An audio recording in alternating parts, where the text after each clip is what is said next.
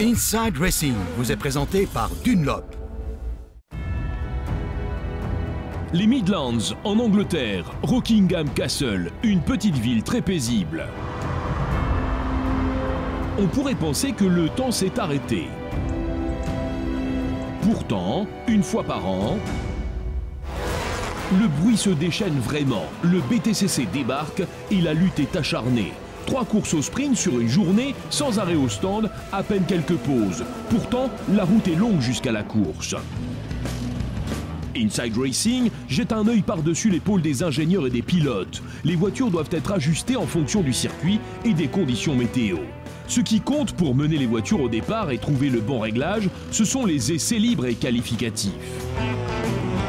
L'objectif du réglage, c'est d'obtenir le maximum du pneu alors qu'il s'use lentement. Les tractions avant, nombreuses ici, ont ce qu'on appelle une direction d'essieu arrière.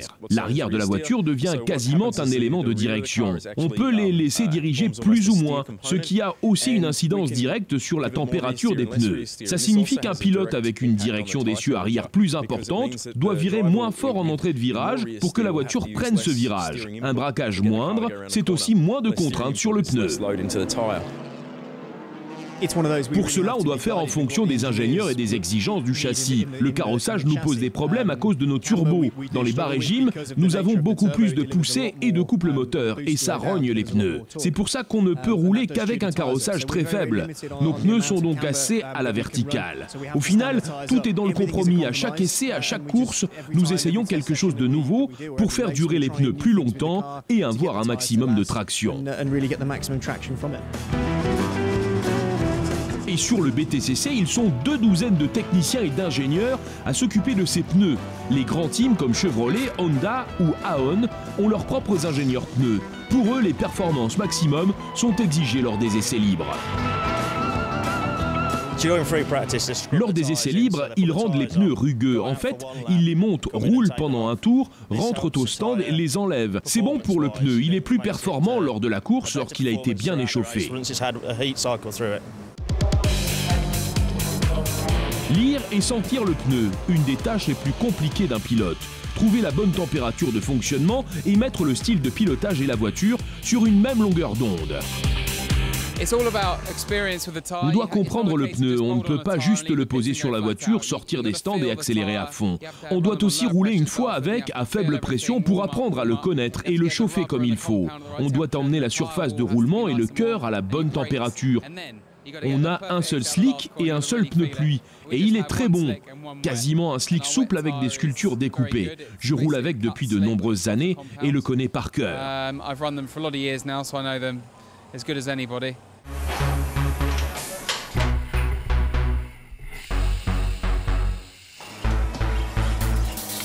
Mais ici, il n'y a que les techniciens pour rêver de pneus. 800 pneus passent entre leurs mains à chaque week-end de course. Les teams apportent leurs jantes et les gars en jaune montent les pneus universels.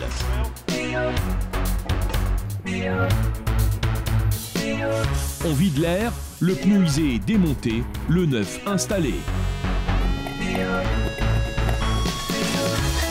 On remet la pression, la jante et le pneu sont à nouveau réunis. À la fin, on équilibre et on ajuste à l'aide de poids. C'est fini. Les teams reçoivent 16 pneus neufs par week-end de course et 4 pneus usés de la course précédente. Il n'y a pas de limite sur les pneus pluie. En cas de pluie, ils en ont autant qu'ils veulent. Cependant, chaque pilote a un style de pilotage différent, des points de freinage différents, un style de conduite plus ou moins agressif, des réglages de châssis différents. Le team doit se serrer les coudes, échanger, tester, mesurer, ajuster. On doit trouver l'équilibre car le pneu doit apporter la performance maximale. On l'atteint avec un carrossage plus important sur la voiture et une pression de pneus adaptée. Mais ce qui est adapté à un tour de qualification ne vaut pas pour la course. C'est important de comprendre la caractéristique des pneus, comment ils travaillent sur la surface du circuit. Avec ces données, les ingénieurs doivent ensuite définir comment nous obtiendrons l'allure de course optimale. Nous devons avoir une allure constante sur toute la course et c'est à ça que nous travaillons. Pour que l'allure soit bonne, la voiture voiture doit être entière. Crash, pression, changement de météo, les réglages doivent être les bons. Pourtant, entre les courses, il ne reste que peu de temps. Après environ 100 minutes, la voiture doit de nouveau être entière. Ma mission consiste à amener la voiture sur la piste. Quand elle est entière, c'est bien plus simple et on peut se concentrer sur les réglages. S'il y a beaucoup de dégâts, on essaie en général d'apporter pendant les réparations quelques modifications sur les réglages. Les techniciens et les ingénieurs du BTCC, pendant de tels instants d'angoisse, ils ne peuvent que prier et espérer. Inside Racing vous a été présenté par Dunlop.